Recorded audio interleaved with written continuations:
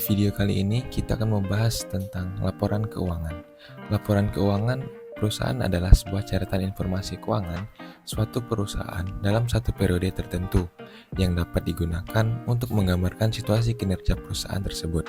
Sederhananya, laporan keuangan adalah dokumen penting berisi catatan keuangan perusahaan baik transaksi maupun kas.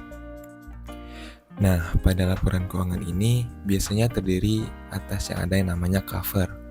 Di dalam cover ini berisi nama perusahaan dan per tanggal dan untuk tahun yang berakhirnya.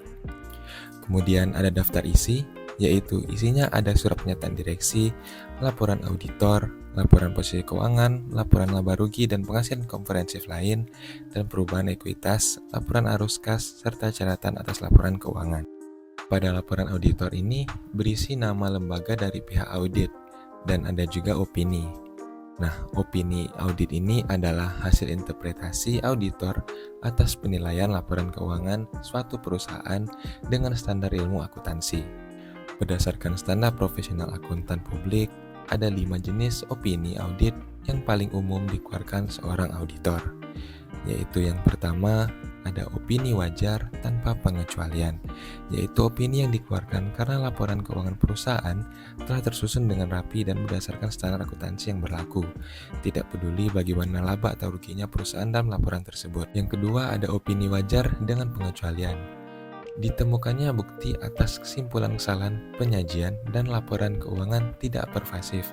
Bila auditor tidak mempunyai bukti memadai, auditor dapat mengeluarkan opini wajar dengan pengecualian melalui simpulan terhadap hasil pengaruh kesalahan penyajian yang tidak ditemukan.